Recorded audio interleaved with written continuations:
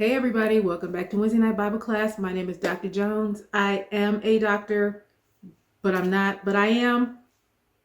So we're back, and today we're going to get into the actual exile. We're actually going to get into the exile. And how we're going to do that is we're going to do it through the eyes of Ezekiel, the prophet. Ezekiel is the 26th book in the Old Testament. It is one of the prophets' writings. So if you remember, we have the Old Testament kind of split up into three categories. We had the law, which is the Torah.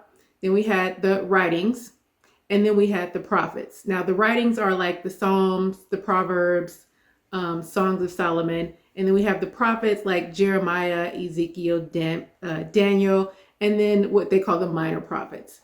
Ezekiel is one of the major prophets, and we're going to look at exile through his eyes. Ezekiel was a priest, but he never served as a priest because he was taken captive during the reign of King Jehoiakim. He was taken captive into exile during that reign, so he never got the chance to serve as priest.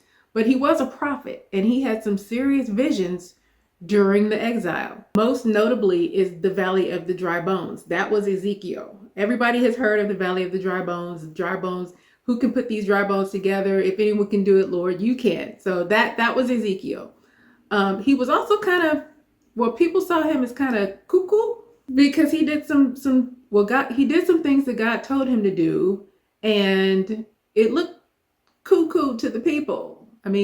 But he did what God told him to do. And so it turns out that Ezekiel was one of the captives that was brought down to the rivers of Babylon. If you remember one of our earlier lessons, we talked about how the Bible began to take shape in exile. And we talked about how Psalm 137 gives us a glimpse or a look at like the where, the why, the how the Bible began to take shape. Psalm 137 says, "By the rivers of Babylon, there we sat down, yea, we wept, and we remembered Zion." So recall that from a way earlier, like probably the first lesson that we did is when we talked about that psalm. So you can go check that video out.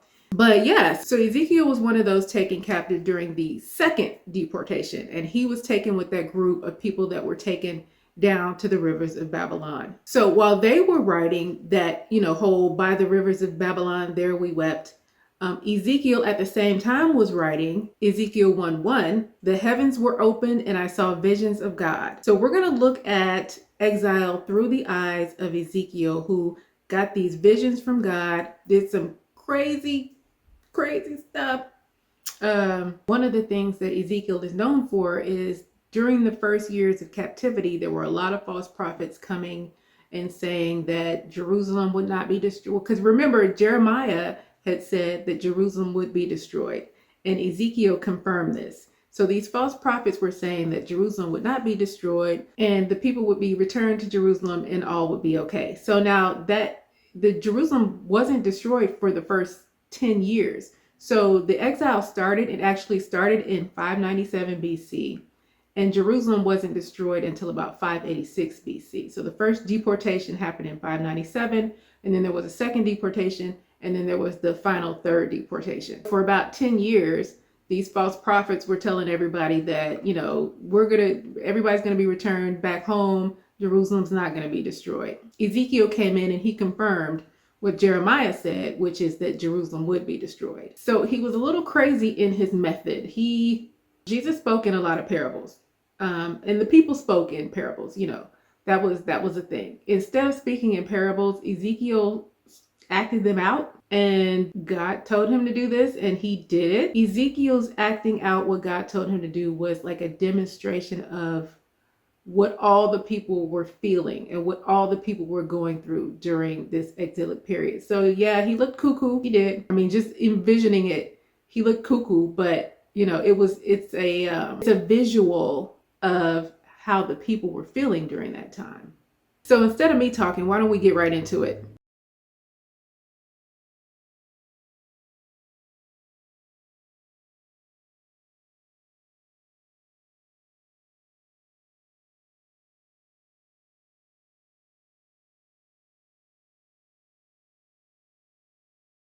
Let's do a quick recap, shall we?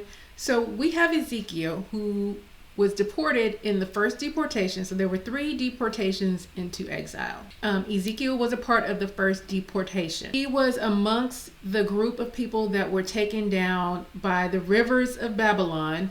Apparently the Kabar River is where they were dropped off and settled as a group. In the first 10 or so years, there were false prophets that were coming up, and they were telling the people, Jerusalem will not be conquered. We're all going to go back to our home in Judah.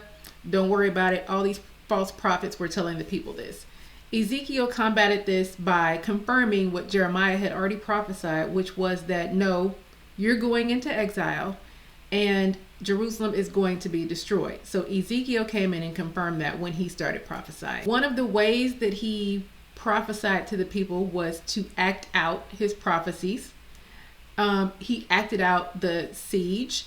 He acted out the famine that was to come. He acted out the 3 ways that the people were going to fall. First of all, he shaved his head, which was something that priests did not do. Then he chopped his hair into 3 sections. The first section he burned, which represented the people who were going to be destroyed by fire and destruction. The second pile he hacked repeatedly, which represented the people who were going to live through the siege, what was going to become of them. The third pile, he took it and scattered into the wind, which was going to represent the third group of the exiles who were going to be spread all over the diaspora. And then there was the last portion, which was to represent the remnant. Like there was a portion of his hairs that he was supposed to attach to his garment, and those represented the remnant. So he had this strange way of prophesying. But what I think is most fascinating about looking at this is the fact that Ezekiel answered the questions that the exiles had, that we looked at, that we started out with at the beginning of this series, which was in Psalm 137.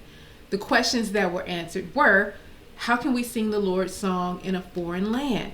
That question was answered by Ezekiel because Ezekiel's vision showed that God was mobile and that God moved around, and that wherever the people went, God would go with them. So how can we sing the Lord's song in a foreign land? You can sing a song in a foreign land because he's there with you. That to me is it's so fascinating. Now, what I wish would have happened is so the Bible is a history book, but it's not necessarily in order. It's not written in order. Well, not all of it. Not all of it is written in order. So it's kind of, without actually studying this, it's hard to know that Ezekiel is answering Psalm 137. So this is why we're studying. This is why we're doing this. The second question that Ezekiel answers for the people is, how are we conquered if our God is almighty and all powerful and the one? How were we conquered? Ezekiel answers this by the vision of God taking him by the hair and taking him to the temple. And he sees the temple and it's just defiled. It's like it's overrun with all these idols. God has left the building. Like he is tired of y'all. First of all, he's telling the people over and over again, stop with the idol worship. Stop with all these idols. And they don't listen.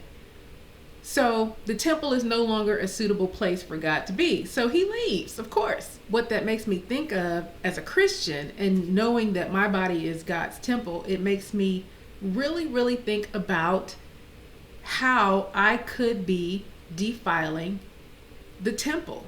Of course, that's something we'll get into when we get to the New Testament, but it goes all the way back to the Old Testament. You know how in the New Testament it talks about the Old Testament being for our learning. Well, this is one of those things that tie them together. So like our bodies are the temple. The temple was the temple. They defiled the temple so much that God couldn't dwell there. He could not be there. So he left. Just consider that today as a Christian, knowing that your body is the temple of God. Just consider that. And then finally, it's fascinating to me, and we will get into this in the in-between period. Once we get done with the Old Testament, we're going to cover the in-between period, and then we're going to go to the New Testament. The in-between period being that 400 years of silence. So it's interesting to me that Dr. Chapman pointed out how when the Israelites realized that God was mobile, this is sort of like and we'll look at this more when we get into the in-between period. Was this like a precursor to we don't need the temple anymore? God is mobile. We no longer need to make sacrifices in the temple. Was this a precursor to that? I mean, it could have been. But then again, if it actually really started back then, back when they were taken captive into Babylon, why would they rebuild the temple? Why would they see the need to rebuild the temple? This is, when we get to that in-between period, that's going to be quite fascinating. That was really, really good. That was really good. Because whenever we talk about Ezekiel, the thing we talk about is the valley of the dry bones. But like in context, it means so much more. Ezekiel was there in exile, talking about the pre, the during, the post. Just amazing. So now I want everybody to go back and read Ezekiel 1, chapter 1 through 48. That's a lot. It's a lot. It's a lot. You don't have to do it all in one day. You don't have to do it all in 1 week. But now that we have like this context, reading it is going to be a lot smoother. And we get to have a better understanding. So, I mean, all this stuff is just fascinating. So we're not done with exile yet. The next class, we're going to be looking into actual life in exile, which I can't wait to get to. What questions do you have? What questions do you have about Ezekiel? Are you all familiar with the Valley of the Dry Bones? Like, is that something that you guys hear a lot? Like, whenever I hear about Ezekiel, that's all I would hear about was the dry bones. That's it. But no context. No context. Now we understand exactly what that is, exactly what that's doing, the question that answers exactly, and that makes me excited. If you are as excited as I am, probably not, because this stuff it's so fascinating to me. Is it not fascinating?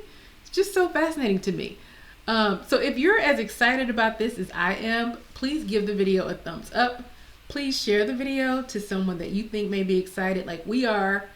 All the YouTube things. Please subscribe to the channel. Please come back next week for our next class.